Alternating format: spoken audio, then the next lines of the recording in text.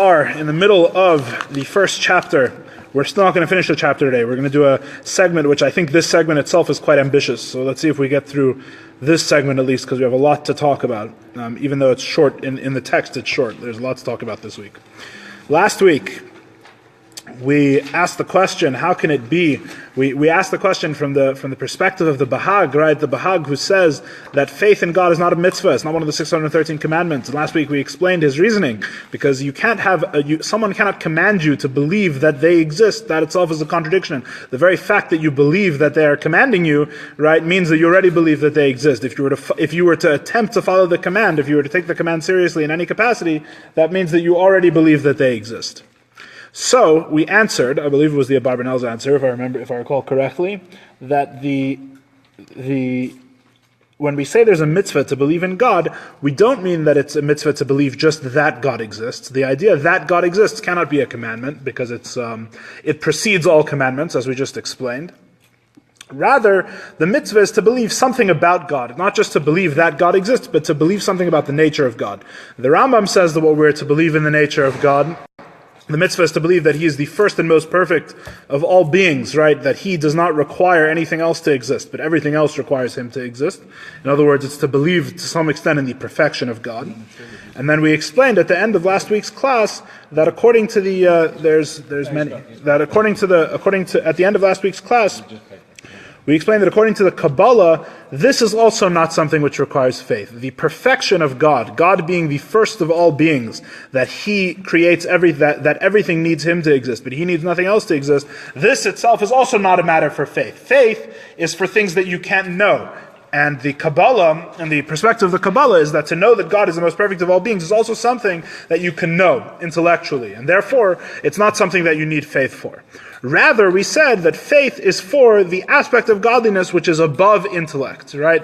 And that's how the Kabbalah makes the distinction. Anything that you can know, anything that can be grasped intellectually, is not faith and does not require faith. Some aspect of God which is beyond understanding can only be connected to with faith, which really was a tacit definition. We're going to get more into our definition of what faith is today, but that was already a tacit definition of faith. Faith is that capacity you use, just like a person has 5 senses, a person can see, there's actually, the question of why there's only 5 is itself a good question, even though in the Torah it says there's only 5, but really it seems that there are other senses a person has, right? A person has a sense of balance. That was the one I always wondered about. Isn't that a sense? I don't know.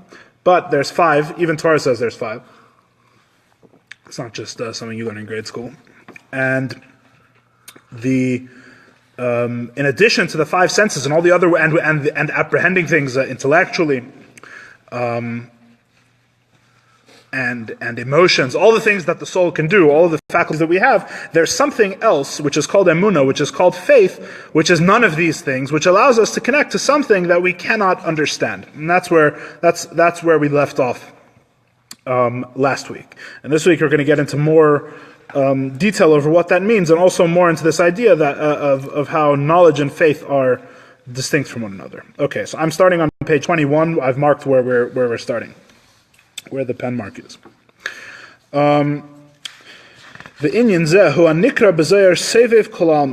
This idea, this aspect of godliness is called that which surrounds all worlds. In Hebrew, sevev kol almin, surrounds all worlds. Now, there's 2 things we have to explain. We have to explain what surrounds all worlds is, but first, we have to explain what godliness is.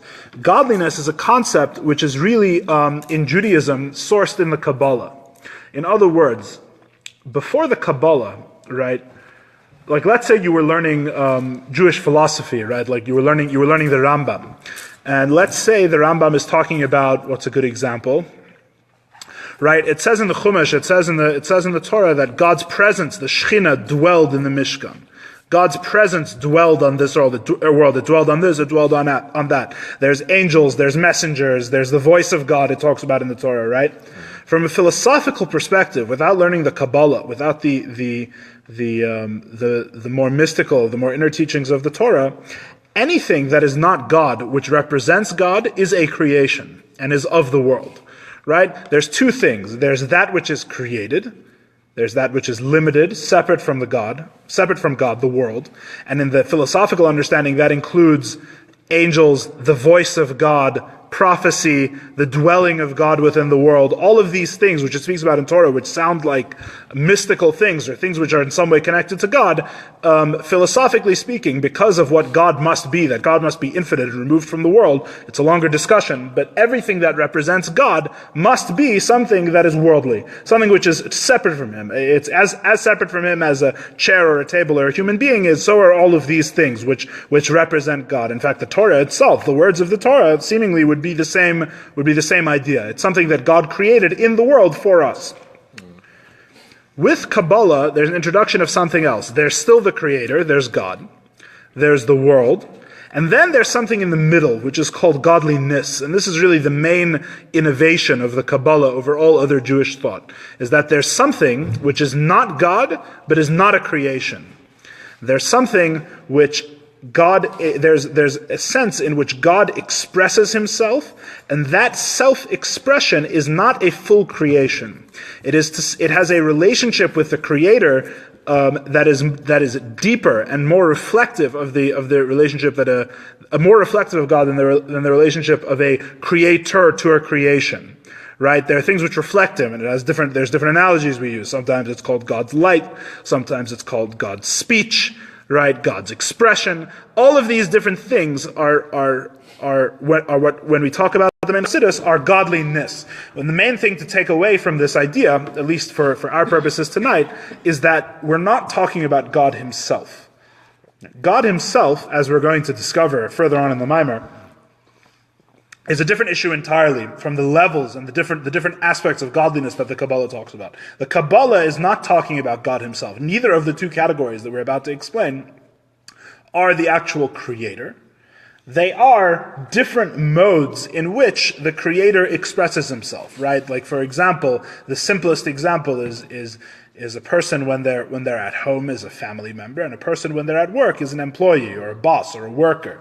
A person takes on hats and puts them off. A person is one thing to some people and is a different thing to other people, right? This is why it says that God has many names, right? We know that in Jewish law there are 7 names of God which you're not allowed to erase once they're written down on a piece of paper. What's the idea that God has many different names? How can a being who is totally unified, infinite, and one in the absolute in the most absolute sense, who's absolutely simple and is not divisible at all, there's no different aspects to Him whatsoever, how could He have different names? And the answer is that the different names are not God Himself. The different names are different ways that God expresses. They're different levels, different aspects of elokus, of godliness, of expressions of God.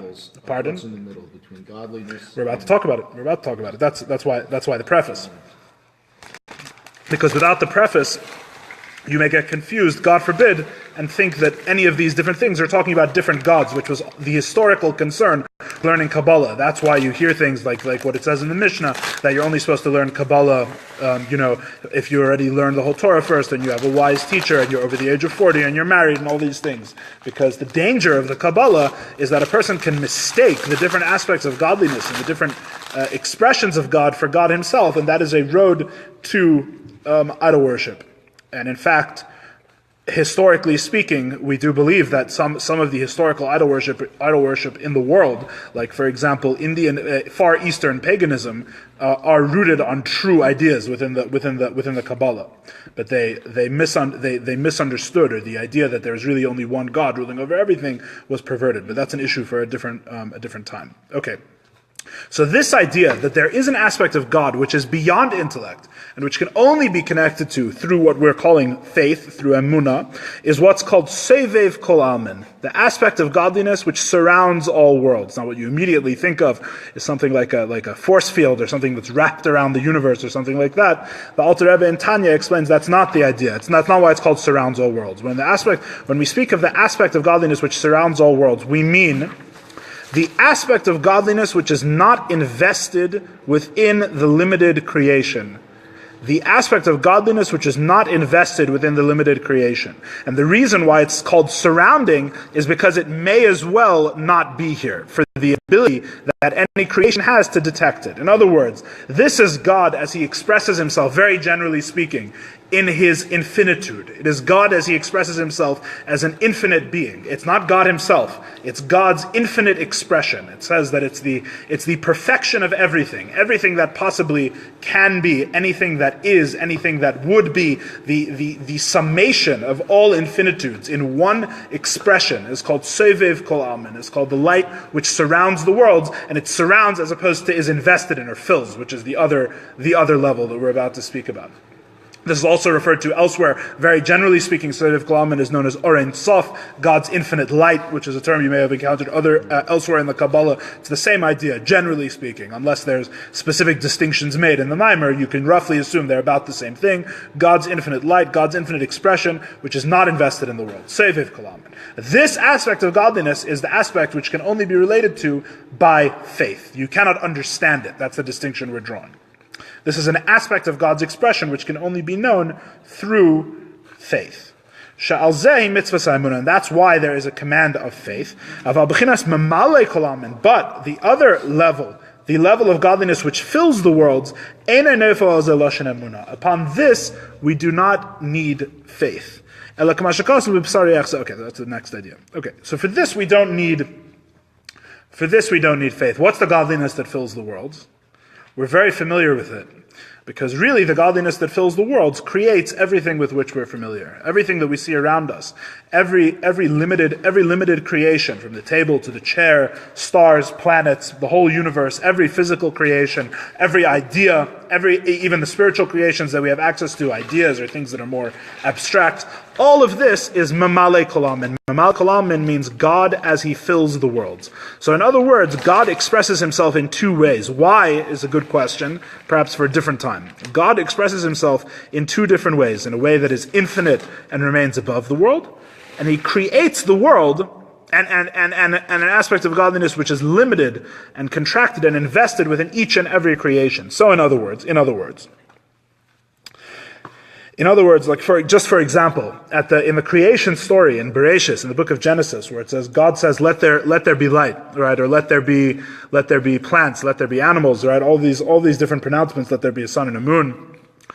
All of these things, as explained in the Kabbalah, is a story of God investing himself into the mamale kol almin, right? Because the question is, Judaism believes in creation something from nothing. We hold of creation ex nihilo, that the world is created something from nothing. So the question is, what does it mean from nothing? It means that God creates the world from God. In other words, he creates the world from his own expression, which is the logical conclusion you take from "let there be light" and "there was light." In other words, a simple reading of Bereshis, a simple reading of the story is God says, "Let there be light," and then something called light comes into existence, separate from that. The Kabbalistic reading is much more natural. God says, "Let there be light," and there was light. What is the light? The light is him saying, "Let there be light." When he says, "Let there be light," those words become the light. In other words, it's an investment. He's invested into it. That's what speech is you're taking a part of yourself and you're expressing it outward. That's what speech is in the Kabbalah. So when God says, "Let there be light," it's the words, "Let there be light," that created the light, that became the light, that were invested into it. But God, obviously, does not become only the light, right? God remains God. Just like I'm saying right now, "Let there be light," and I'm not becoming my words. My words are only something that I'm expressing. It's a limited expression of me. I could say, theoretically, there's an infinite number of things I could say, of different things I could say, right, in theory. But I'm saying one specific thing now. That's the idea of mamale kol almin. Mamale kol almin, God fills the worlds. He creates each and every individual creation by expressing it from himself. But he remains above everything. So, in a sense, their Sovev Kol Almin is a pure expression of godliness, not limited to one word or one thing. It's God expressing everything that can be. And then there is the limited expression of God, which is mamale, which is him creating each and every different creation, spiritual and physical. And the truth is that both of these, as explained at length in Chassidus, both of these godly expressions are foundational to the creation of the world. And both are necessary, so to speak, to the extent that anything is necessary for God. Both are necessary for the world's creation. Okay, so to sum up, there are two aspects of godliness. There is the infinite aspect and the limited aspect as he invests himself into the world. The limited aspect, as it's invested into the world, is what can be known intellectually, right? The aspects of godliness which can be known intellectually. So, for example, we're going to give an example. Okay, so there's that can be known intellectually. The infinite aspect of God you need faith for, because you cannot grasp it. There is nothing to be known. There is no intellectual handle with which you can grasp God, Sovev Klam, which surrounds all worlds. You need faith to connect to that. What does it mean to connect to that? And what do we mean about all of this practically is something we're going to talk about at great length. But those are the foundational ideas. Okay. So for Sovev, you need faith. So what about Mamale? We seem to be implying that Mamale, godliness as it's invested in the world, can be known. What do we mean by that? Ella Kamasha Kasuf. Umibsari Echze Eloika. This is a verse which is brought many, many times in Chassidus. It says, "From my flesh I see God," which comes from the book of Job, from Eov, and is very mysterious without Kabbalah and Chassidus. From my flesh I see God. It's like I look at my arm, I look at my body, and I see God. What does that mean? So the Chassidus and Kabbalah explains, Echzem mamish, I literally see God from my flesh, which doesn't really explain it, it just actually makes it more mysterious. He looks at his flesh and he sees God. Targum Shoriyah. This is Echzeh is the Aramaic word for see. V'hagam she'ena reya b'riyah mamish de'enei basar. V'kabak b'reisa ki'ilu reya mamish inyan zeh shakadosh baruch hu mechayas kol ha'olam. Even though he does not see literally with his physical eyes, it is as if he literally sees God, who vivifies the world, Okay, so what does this mean? It says, "From my flesh I see God." From the world, from looking at my body, I can see God. Even though he cannot literally see with his eyes, the Tzemach Tzedek is saying, he can see. It's as if he literally sees with his eyes, because he can perceive the aspect of godliness which gives life to the world. You know, it's interesting.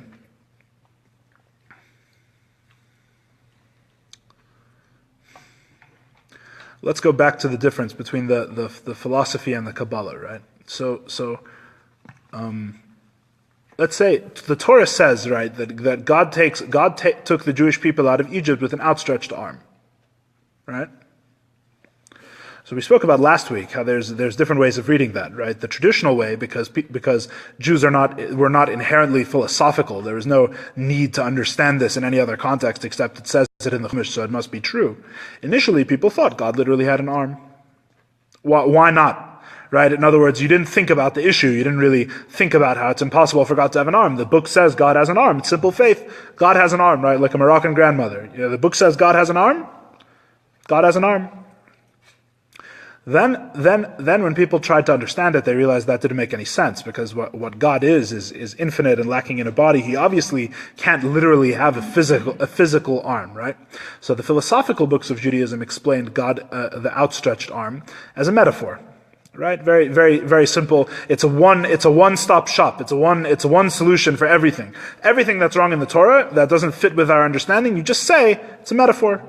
Right, very easy. It's allegorical. God doesn't actually have an arm. It means that God is mighty, or God rules over nature, or God is kind to the Jewish people, depending whether it's the right arm or the left arm, right? How you look at it, it's a whole thing. It's metaphorical. God doesn't actually have an arm. He didn't actually take the Jews out of Egypt with an arm.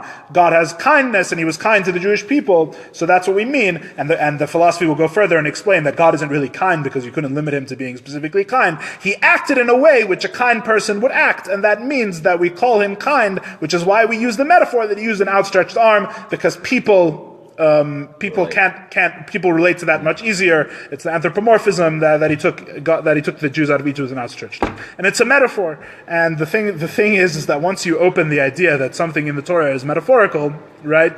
Everything is a metaphor. Everything. Why? I have to put on tefillin every day. It's a metaphor. I have to go to shul. It's a metaphor. I have to be a nice person. Don't steal. Don't kill. It's all metaphorical, right? It's don't kill people in a metaphorical sense. Right. Why not? So Chassidus and Kabbalah's answers are very different. Chassidus and Kabbalah's answer to this fundamental problem that the Torah seems to anthropomorphize God. is again very different. It's very elegant. Why does the Rambam have to say philosophically that it's a metaphor? Because obviously God can't have an arm. There's no way in which God can't have an arm. In fact, as I just explained, God can't even be kind. Never mind have an arm. Right? The arm is a metaphor for God's kindness, which is itself only a metaphor for what He actually is, which is unknowable. Right? But if you have a system, which, as I explained before, allows for there to be this intermediate area, that there's something which expresses God, but is not God Himself, there opens up a new possibility. And the new possibility is unbelievably elegant. It's beautiful. It's a beautiful solution of Kabbalah to this question. The solution of Kabbalah to the question is Mibsari echzeh leka. From my flesh I see God. What does that mean? It means that everything that's within the world, the form of everything, reflects an aspect of godliness, right? The Rambam can't say that the outstretched arm reflects anything about God, because nothing reflects God, because He's unknowable and one and infinite, right? Kabbalists can say that the outstretched arm, and any arm, our arm, a human, your arm, reflects something about God, because God is not just infinite and removed and unknown. This is the accomplishment of the Kabbalah. God expresses Himself, right? It's like saying that you still can't know God according to the Kabbalah, God Himself. That's why I made the distinction. There's God and godliness. But godliness is very useful, right? It's like saying that I never met Thomas Jefferson, but I can read the Constitution, right? And that in a sense, that's meeting him, because you can meet his expression. Now, how well do you really know Thomas Jefferson in terms of really, really knowing it from the Constitution? You really don't, right? You know what he thought at a certain time in a certain way about certain things. Him, you can say you know him. So I'm using a very coarse example, but this is the roughly the same idea, right? There's an expression. There's something he does that expresses who he is. To the Rambam, philosophically, this was not available. Because to the philosopher, there's only God and the creation. There's no expression expressing what? It's a paradox. Express the ineffable. Express what is unexpressible. There's no potential for that. The Kabbalah, which teaches that God does express Himself, there are things which are not God, but which reflect Him, right? That's why it's called light or speech, right? Something which comes out of Him and reflects who He is at some level, and those things are limited and we can relate to them. So Kabbalah's explanation of the outstretched arm is like this. The Torah is 100% literal. It's not metaphorical. God took the Jewish people out of Egypt with an outstretched arm. You know what's metaphorical? Your arm is metaphorical. The world is the metaphor. The world is the analogy. God is the analog. The godliness is the analog, right? So God has something which is called God's kindness. In Kabbalah, it's called Chesed of Atzilus. There's a certain sphera, there's a certain way of God expressing Himself in the higher spiritual worlds. And everything that is within the lower worlds reflects that spiritual reality. So from your flesh, when you look at your arm, what you know in the teachings of the Kabbalah is that your arm, and the human body in general, was created in the form of godliness, as everything in the world is. It's created in the form of the godly kindness. And therefore, if you understand what an arm truly is, and you have to learn a lot of Torah and a lot of Chassidus and really understand what it means, you can look at your arm and see the godliness which is invested within it, right? It's like you could look at the light and see the words, "Let there be light." So when it says God takes the Jews out of Egypt with an outstretched arm, He extended the only literal outstretched arm that there is, which is the expression of godliness. Every time we stretch out our arm, we are created in the image of that truth. So the Torah is not metaphorical. The Torah is literal. It's just not talking about what we think it's talking about. When the Torah says an outstretched arm, it's not talking about our arm. Our arm is merely a metaphor. Our arm is created, is in the form of godliness. When it says He takes the Jews out of Egypt with an outstretched arm, it's literally the only outstretched arm which there is, the outstretched right arm which there is, which is Chesed of Atzilus, which is the expression of God's kindness. So with the Kabbalah and with the idea of godliness, you can reverse the whole situation. You turn the whole thing is turned on its head. The Torah doesn't have to be metaphorical, but it also doesn't have to anthropomorphize God. There's something called godliness which reflects Him, and that thing which is called godliness which reflects Him is where the forms of our world come from. Our arm is based on the godly arm, and the godly arm is what the Torah is talking about, and it's called an arm because that's actually what it is. That's the only true arm, right? When the Torah says that Moses outstretched his arm, that's a metaphor. because that's not a real arm. The real arm is God's kindness. Moses' arm is only a reflection, it's something which is created from godliness. And that's what it means, what Chassidus means when it says, from my flesh I see God, because the godliness which is invested in the world. Now, let's connect it back to what we were saying before. So this chesed of Atzilus, this thing called God's kindness, which to the philosophers did not exist, because to them there's only God in the world. But in Kabbalah it exists because there's something which expresses God, which is not the world. There's something which is not God and not the world, but expresses God, right? And God's kindness is one of these things, right?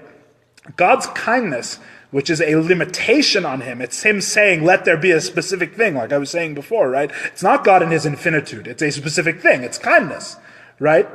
So, granted, God's kindness is maybe not what we think when we think of kindness. That's a separate story.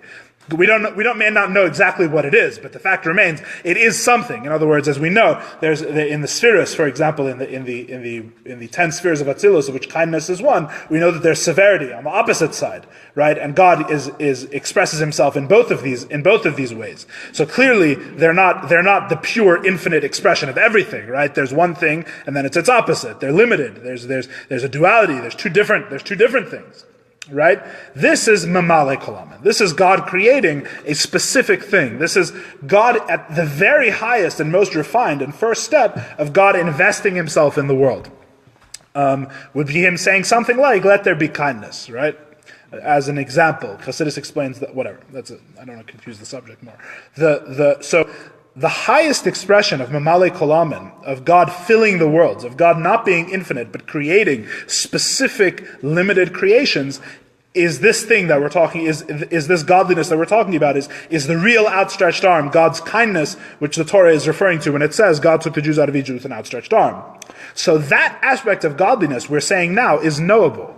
Right? And clearly what I've just explained, it's knowable, because if you can understand your arm, and you understand that if the world has a causal connection to that godliness, right? If an arm, through many, many, many levels, right? Or a different example that's given in Chassidus is the sweet apple, right? A sweet apple comes from the kindness, the sweetness in the apple comes from the kindness of God in the world of Atzilus. If there's some sort of causal connection, if there's something in the world that we can look at it and say, this, you can point at it and say, this is connected to that aspect of godliness. I know that my right arm is connected to Chesed of Atzilus. That's already something which is knowable. Now, granted, you may never know it. It's not like everyone who's walking on the street who has a right arm knows about Chesed of Atzilus and understands very well what it is. But the very idea that there's something in the world that you can point to and say, this thing reflects the makeup of that aspect of godliness, as opposed to a different thing, that a sweet apple is more like God's kindness than a bitter apple, which it literally says in Chassidus, and it says you don't know what that means. You just know that there's something like sweetness in a very abstract and removed sense. Yeah, you know there's a sweet apple, and there's a sweet song, and there's a sweet idea, right? There's all different types of things that are sweet, and they all have something in common, but it's very hard to put your finger on it because it's very abstract. It's a very abstract notion. So, but nevertheless, if you know all these things which are sweet, and you know that comes from Chesed of Atzilus, and you know that there are things that are bitter, and those come from Gvura, from God's severity, from a different aspect of godliness, you can so to speak build a file, right? You can understand, we can have some sense of what these things are. So this whole long discussion about the outstretched arm and the taking the Jews from Egypt is basically, in our context, is coming to tell us that this is something you can know.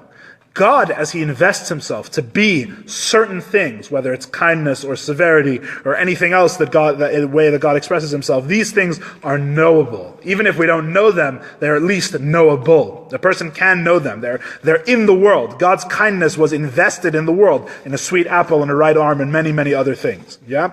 So this you can know. And so we continue, and even, as I was saying before, even though you can't see it literally with your physical eyes, obviously, when a person looks at their right arm or sweet apple, they don't see God's kindness per se, right? Nevertheless, it's as if they literally see this, the idea that God vivifies the world. Because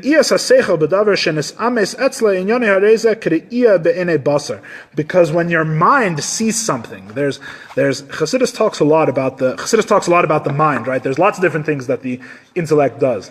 There is an idea of understanding something so profoundly and so deeply that it's as if you see it in your mind, even if you've never seen it.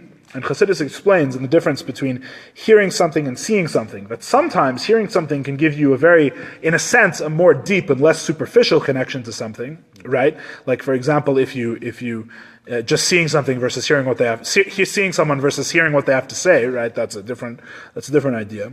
But the advantage of sight in Chassidus, the advantage of seeing something is that seeing is believing. Once you see, you don't doubt, right? If you only hear something, the ears are easily fooled.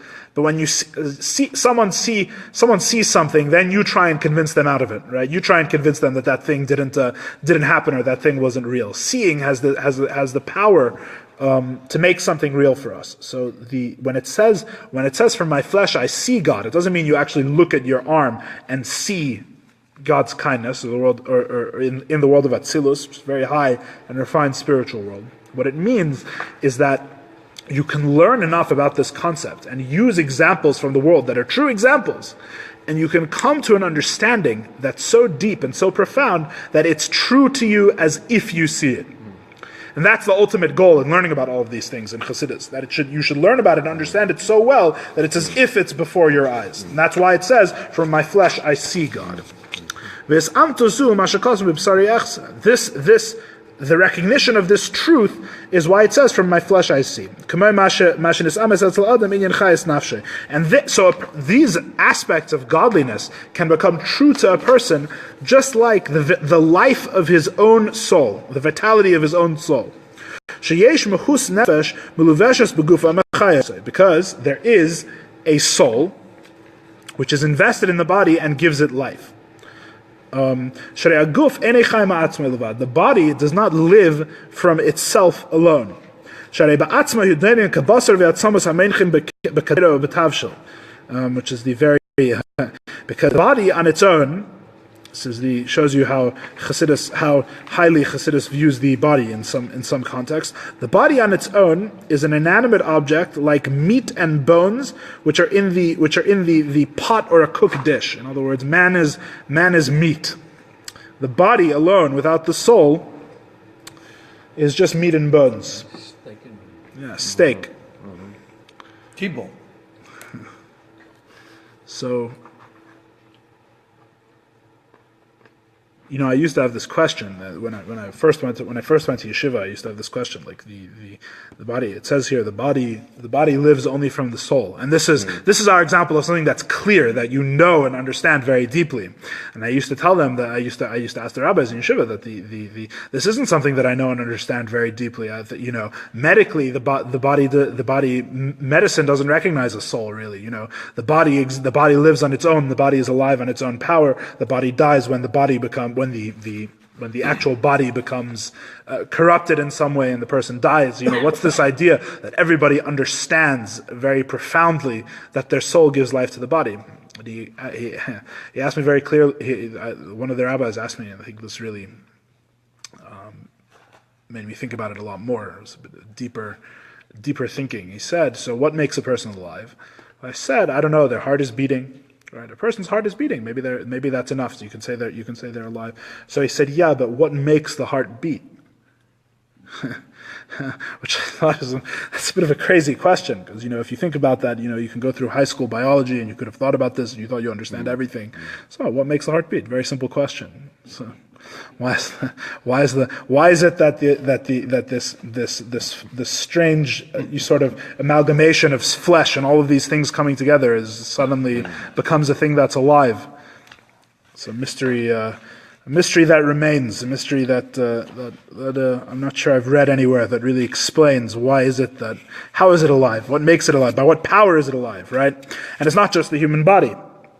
As we're going to say, it's everything in the universe, but there's this idea that you understand that there is something that makes it alive. You can see it. When you look at a person, when you look at a dead body, God forbid, versus a living person, you can see that there is some sort of power which makes the person alive. And by themselves, a person is very aware that they are not just their body. A person is profoundly aware that of the life force, that there's something that makes them alive. It lives because of the soul and the spirituality which is invested within it. Which is the spirit of life which is invested in the body. invested in the blood. It's explained in Chassidus. Chassidus has a big interest in blood in many different capacities, and that's because it explains that the place where the soul and the body meet, as it's explained in Chassidus, is the lowest aspect of the soul. The soul has, generally speaking, 5 levels in Chassidus and Kabbalah, and the most coarse part of the soul, so to speak, and the most refined part of the body are interconnected. In other words, they just touch. The lowest part of the soul and the highest part of the body, and the place where they touch is in the heat of the blood. The heat of the blood is the most refined part of the body, according to Chassidus, and that's where the life touches the body and brings it alive. Despite the fact that it's the highest part of the body and the lowest part of the soul, it is explained in Chassidus that the fact that a spiritual soul can give life to a physical body is an ongoing, unexplained miracle. It's like creating something from nothing. It's not something that, even though we explain it in terms of the highest part of the body and the lowest part of the soul, the truth is that you take the lowest idea and make it power something physical. Power an appliance with the lowest and most coarse spiritual thing you can think of, the most coarse idea. It doesn't work that way. Something physical is alive and powered by something that's spiritual. It doesn't matter how coarse you make something spiritual. It's not how do the two even interact? How do they even work together? So it's explained in Chassidus. Well, it's not explained. It's explained that it's unexplained. Chassidus says that it's totally irrational. Something that God holds them together for the duration that something is alive. And this is the spirit which is invested in the blood. K'dichsiv, as is written, ki adam hu nefesh, that the blood is the soul.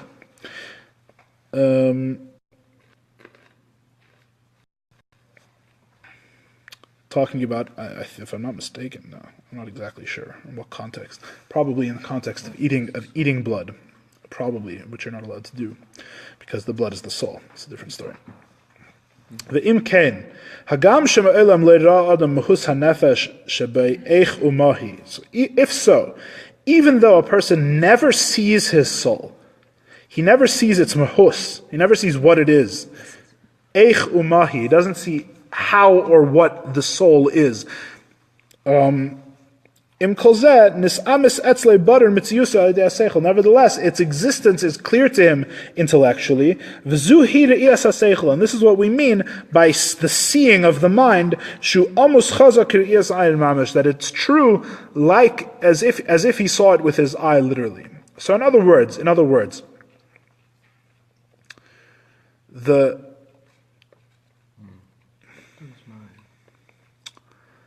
in Chassidus, this is going to be of use to us as well later in the Maimer, so we may as well start talking about it now.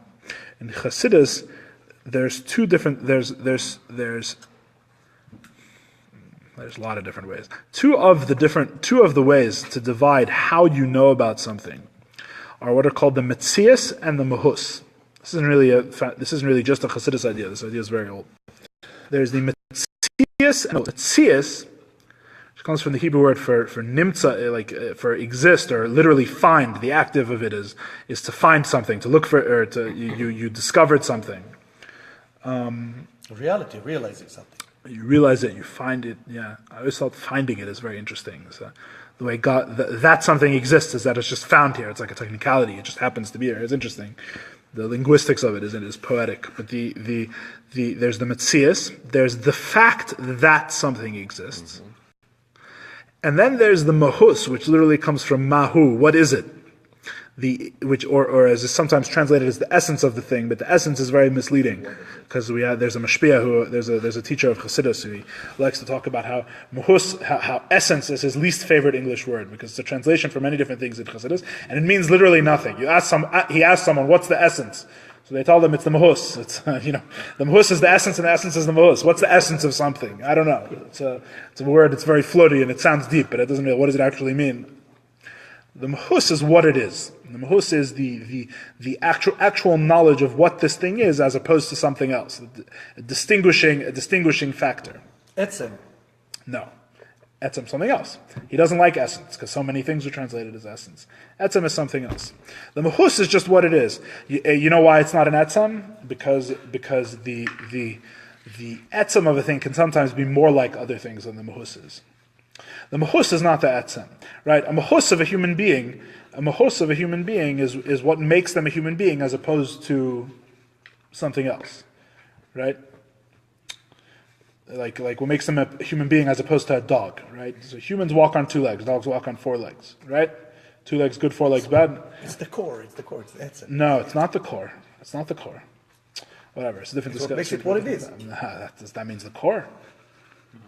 What it is as opposed to something else. The fact that people are distinguished from animals and that they think, right, which is what the classical distinction of the human being is that he's rational. He has the intellect. That's not the essence of a person. It's different. The etzem of in fact, the only thing where atzmusay umahusay is the same thing is God.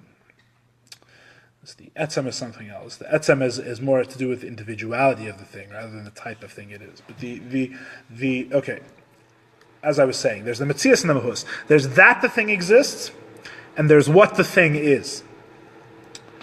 The soul, when we say that it's obvious that the soul powers the body, and that the body is alive by dint of a spiritual force, the only thing we know about the spiritual force is the metzias.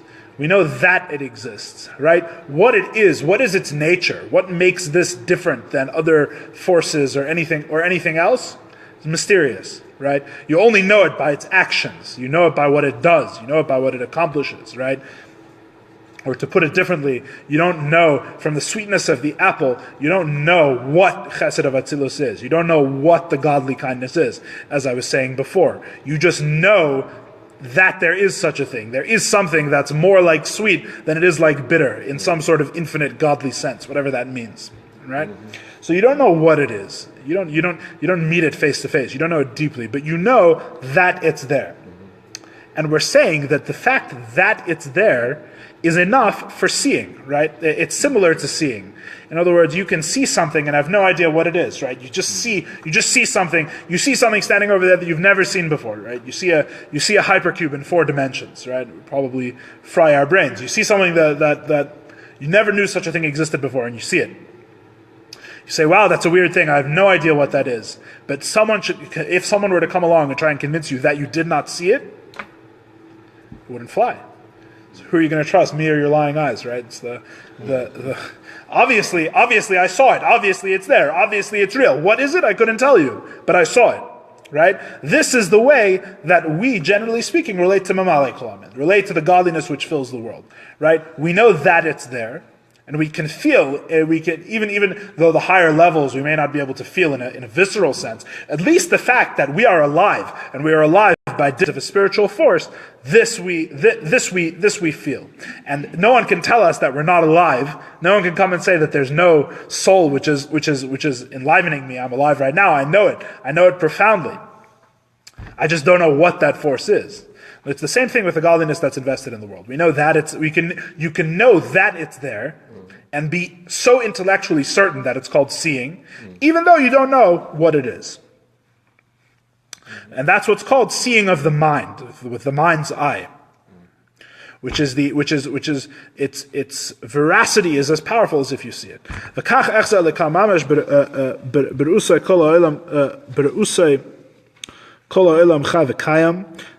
This is what it means to see God literally. In seeing how the entire world is alive. Kol nivra lefi erkei. Everything is alive according to its measure, right? For example, hagalgalim misnu'ananim.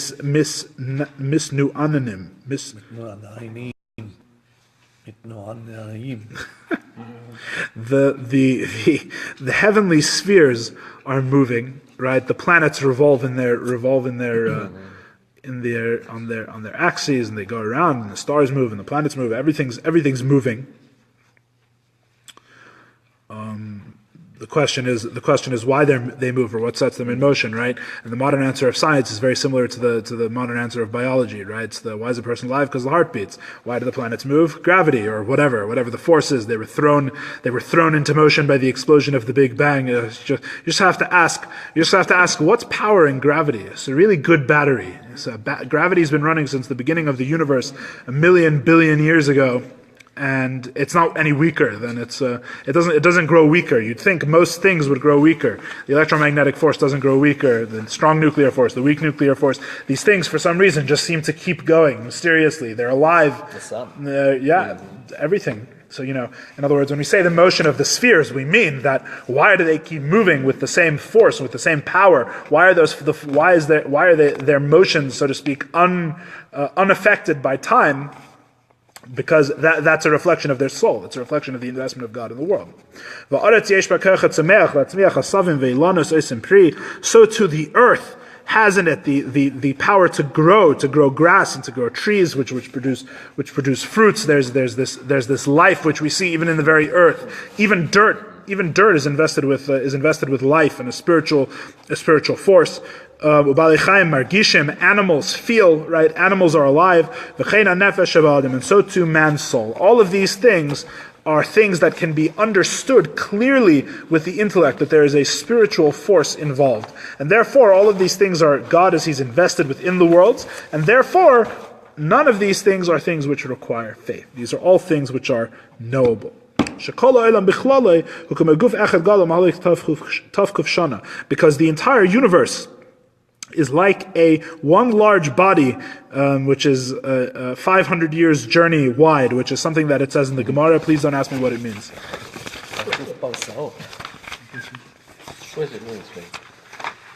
Go look in the Gemara, Chagiga 13a. Chagiga is the Masechta with most of the mystical ideas in the Gemara. So if someone's interested in that stuff, like I said, please be my guest.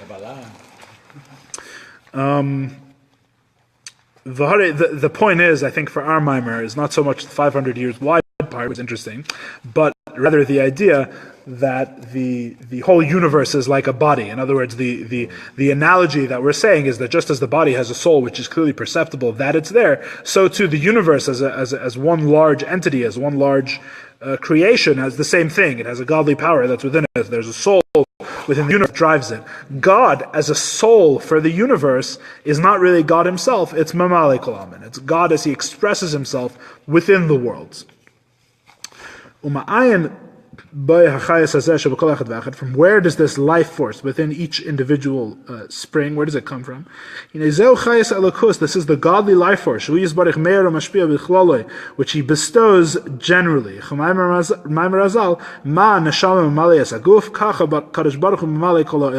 As it's explained in the words of the sages in the Medrash, that just as the soul fills the body, so too God fills the world. Just in case you thought that the Kabbalah was making it all up, there's a Midrash, God forbid, just in case. Just as the Medrash says, just as the soul fills the body, so too God fills the world. Now, as you understand, with a bit of Kabbalistic understanding, there's many, as you'll find, you learn many things, many problems that are automatically fixed by Kabbalistic understanding, right? So the question you would ask if someone told you, just as the soul fills the body, God fills the world, is what do you mean God fills the world? That's a weird way of putting it. I thought God is infinite. What does it mean God fills the world? That seems to imply that the world is like a cup and God fits inside it in a very coarse physical sense. What do you mean God fills the world? That seems like a strange thing to say. But under our understanding of what we'd explained so far, it's perfectly logical. It's not God Himself filling the world. Yeah, God manifests Himself in a limited sense and in a limited fashion. There's a limited expression of godliness, and that expression of godliness is what fills the world. Just like the soul fills the body, it gives life to the world. The spiritual source and the spiritual sustenance of everything that exists comes from this limited expression of godliness. And that's what makes it alive. The way this is put in the Tanya is that it's the letters that God uses when he spoke during the 6 days of creation. Those letters are each and everything, even a stone. Right, the stone is God saying in the holy tongue, which is why biblical Hebrew is the holy tongue, because it's the tongue not just that God gave the Torah in and that God spoke to the prophets in, so to speak, if God spoke to them in a language, which is itself an interesting question. But it is the tongue with which God creates the world. The letter Aleph, Beis, and Nun have something about them that those things in their spiritual arrangement, in the order Aleph, Beis, Nun, form the word Even, which means stone. And God speaking the word Even constantly is what grants the soul, that grants a stone its existence and its life. Right? We believe that everything has life to some extent, even inanimate objects, as is explained in the Kabbalah. Just as God is the soul of the world, so too the mamale kolamen, the limited, this limited godliness, is also invested into the bodies of the angels.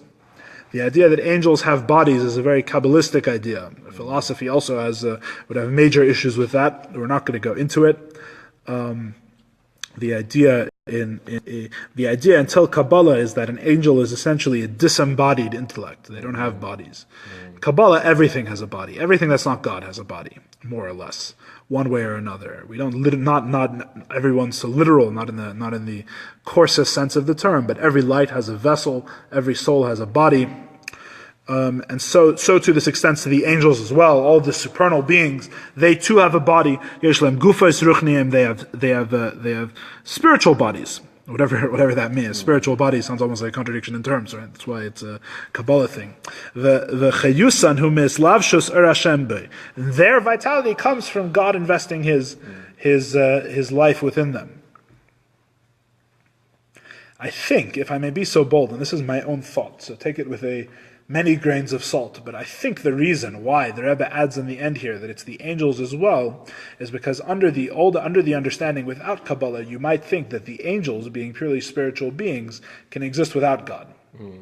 Right? It's not a godly force which is invested within them. Because they're spiritual, right, that you can't say about an angel that without a soul it's a dead body, right? You don't actually have a dead body lying there if an angel dies, so to speak. That concept doesn't make sense, right? Until Kabbalah, the idea is an angel is a purely spiritual being, right? So the angel can't die. The angel has a real life that's invested within him permanently. He doesn't have a godly life force which is constantly vivifying him. He himself is spiritual. You could think, right?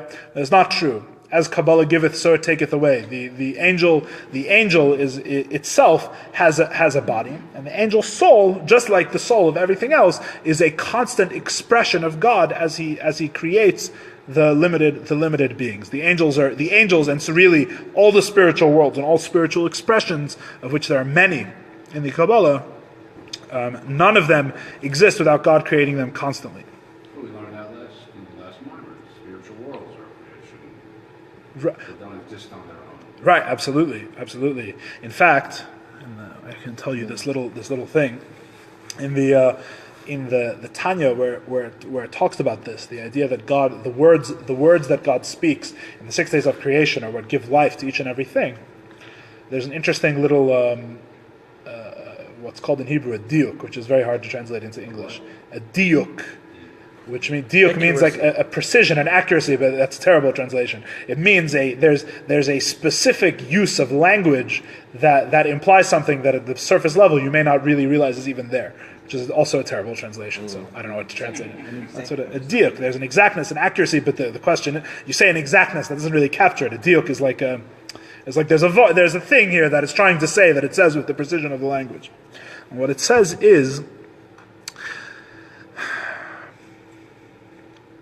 the verse, or the medrash, which speaks about how God constantly gives life to the world, right, in this way, in the way of Mamali Kalaman, speaks about the heavens, that God's word stands constantly in the heavens. In the actual Tanya itself, when the Alter Rebbe is talking about the concept, he says, even in a stone. So the question is, which way do you want it? Which one is the excessive case, right? You want to, if you're saying even, you want to use the most excessive case, right? It's like a kal v'chomer. If it's even true by a stone, then it must be true by everything else, right? But if the stone is the excessive case, so why does the verse specify the heavens? Right, it should be the opposite, right? Because then, right? It's thinking Talmudically. Because then, if the verse says specifically the heavens, you could think, so specifically the heavens and not a stone, right? If the stone is the extreme, then the verse should say the stone, right? If the logic is that if the stone comes from God at every moment, everything else is, so then the verse should say the stone. Because when the verse says the heavens, right? You may think, only in the heavens because they're so holy, but everything else, no, definitely not a stone. So it's interesting that there's that tension. So the explanation is from Rabbi Yov, probably the greatest teacher of Chassidus in the world at the moment, still living. He lived and be well. Rabbi Yov Khan says as follows. I'm not sure who he heard it from or what it's based on, but he says that it's both ways. There's what's called a hava amina. There's a misplaced assumption that it's negating both directions, right? The principle is everything is created from God in this way, in Mamalik Kolaman. God, everything is created by God specifically investing an expression of himself in each and every creation. And there's a reason to think why the heavens wouldn't be that way and why a stone wouldn't be that way. A stone wouldn't be that way because it's so low. Because it's so low and so ungodly and dead, you would think God doesn't need to create it. It's so dead, it's so inert that it's not even created at every moment. It just sort of exists, right? But at the other extreme, there's the heavens, which is what we just said about the angels. There's the heavens, that you could think that something is so spiritual and so high that it doesn't require God to create it at every moment. And so the verse and the Alter Rebbe cover both ends. The verse says the heavens, because you may assume that the heavens don't need God to constantly create them. And the Alter Rebbe says the stone, because you may assume that the stone also doesn't need God to constantly create it. From both directions. So I think if I may put forward my own idea here, with many grains of salt, I think you may be doing a similar thing here, that you may think that the angels do not constantly require this godly investment. And that's why it's talking about the angels.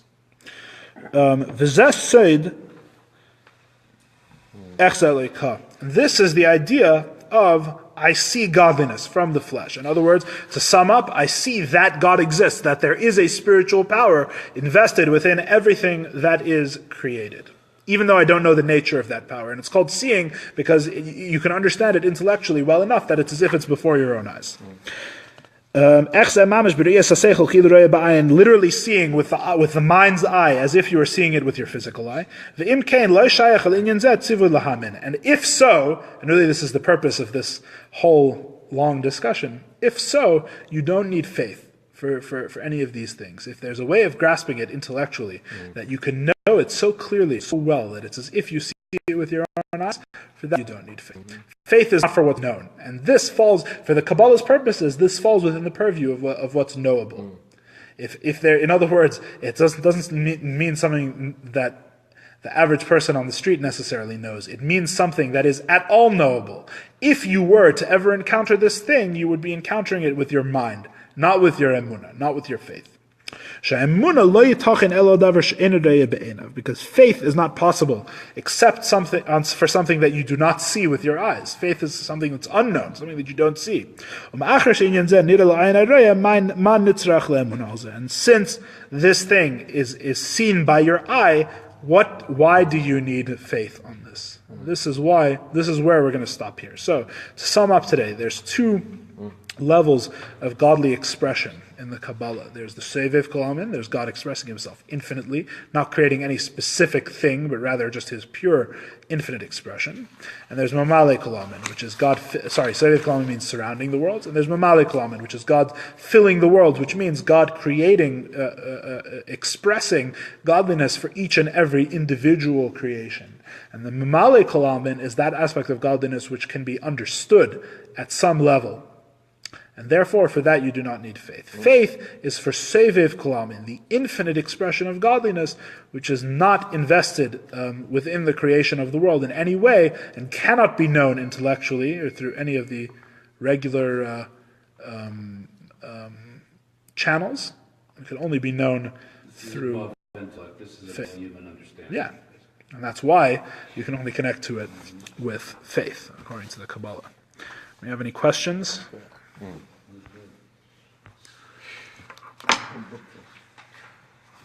I told you it was action-packed tonight. You didn't believe me. Action-packed.